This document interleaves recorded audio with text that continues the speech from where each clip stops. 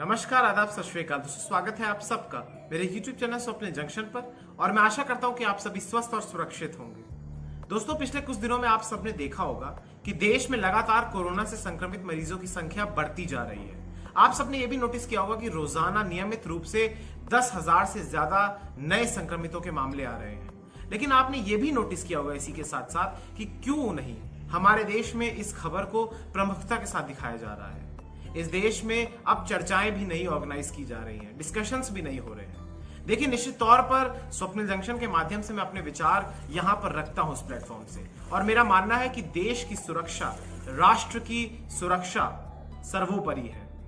आप सब ने देखा कि किस प्रकार से चीन ने पूर्वी लद्दाख में भारत के साथ सैन्य गतिरोध, जो सीमा विवाद चल रहा है, उसमें खूनी संघर्ष किया। हमारे वीर जवान शहीद हुए। निश्चित तौर पर उन खबरों को दिखाना परम आवश्यक है, बहुत ज्यादा आवश्यक है। राष्ट्र की सुरक्षा, देश की हिफाजत सबसे ज्यादा है, प्राथमिकताओं में शामिल है। लेकिन इसी के साथ साथ हमें और हमारी सरकार को ऐसी नीतियां भी बनानी चाहिए जिसके द्वारा इस देश में कोरोना के मामलों को भी कंट्रोल किया जा सके, नियंत्रण किया जा सके। क्योंकि लोगों का स्वास्थ्य यानी नागरिकों की सेहत भी इस देश की प्राथमिकताओं में शामिल होनी चाहिए। और इस देश में किस प्रकार से कोरोना का संक्रमण लगातार विकराल रूप धारण कर रहा है, ये आंकड़े आज जो मैं आपको बताऊंगा वो तस्दीक करते हैं। तो एक बार पुनः मैं आप सबका स्वागत करता हूं इस कोरोना बुलेटिन में, जहां पर मैं आपको बताऊंगा कुछ प्रमुख आंकड़े और इस पर हम लोग एक गंभीर विचार विमर्श करेंगे, चिंतन करेंगे। दोस्तों, सबसे पहले मैं आपको बताऊं कि इस देश में कोरोना से संक्रमित संख्या, जो लोगों की संख्या है, वो कितनी है। दरअसल देश में कोरोना से संक्रमितों की संख्या अब बढ़कर 3,95,000 से ज्यादा हो गई है। इसमें अभी भी जो सक्रिय केसेस हैं, यानी जो एक्टिव केसेस हैं, वो है 1,68,000 से अधिक। इसके अलावा एक राहत देने वाली बात यह है कि देश में 2,13,000 से ज्यादा लोग स्वस्थ हो चुके हैं या फिर ये हॉस्पिटल से डिस्चार्ज हो चुके हैं। इसके अलावा दोस्तों, देश में जो रिकवरी रेट है, स्वस्थ होने की जो दर है, वो अब 53.79% से ज्यादा हो चुकी है। ये भी एक अच्छी खबर है। लेकिन दोस्तों, जो पिछले 24 घंटों में जो आंकड़े आए, वो यकीनन चिंताजनक है।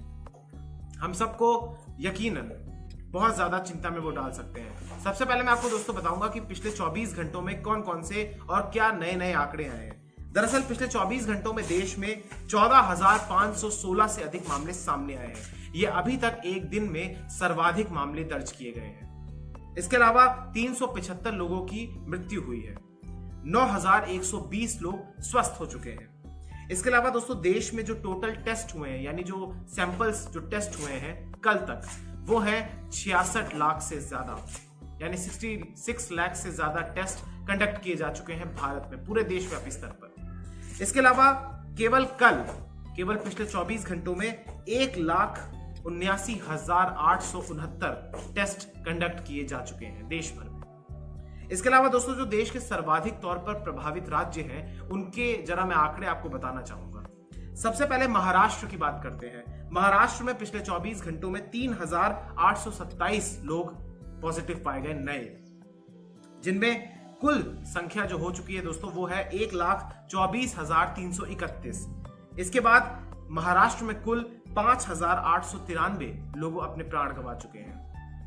हालांकि 62,773 लोग स्वस्थ हो चुके हैं। अब बात करते हैं देश के दूसरे राज्य की, जो कि प्रभावित राज्यों की लिस्ट में दूसरे स्थान पर है। तमिलनाडु की बात करें दोस्तों, तो तमिलनाडु में 2,115 मामले पिछले 24 घंटों में सामने आए, जिसके बाद मामलों की संख्या कुल बढ़कर 54,449 हो गई है। 30,271 मरीज स्वस्थ हो चुके हैं। 666 लोगों की मृत्यु हुई है। इसके बाद दोस्तों, हम चलते हैं देश की राजधानी दिल्ली में, जो कि इस सूची में, देश के प्रभावित राज्यों की सूची में तीसरे स्थान पर है।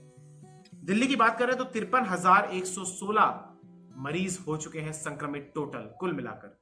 इनमें से पिछले 24 घंटों में 3,137 मरीज सामने आए हैं। ये चिंताजनक है, ये आंकड़े डराते हैं दोस्तों।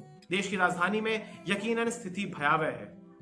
इसके अलावा 23,569 लोग स्वस्थ हो चुके हैं कोरोना वायरस से राजधानी में। 2035 लोगों की मृत्यु हुई है। अगर दोस्तों हम इसको तमिलनाडु से कंपेयर करें तो तमिलनाडु में भी लगभग इतने ही मामले हैं, कमोबेश थोड़े ज्यादा मामले हैं वहां पर, लेकिन मृत्यु दर अगर आप देखें तो जहां तमिलनाडु में 666 लोगों की मृत्यु हुई है, तो वहीं दिल्ली में कमोबेश उतने ही मामलों में 2035 लोगों की मृत्यु हुई है।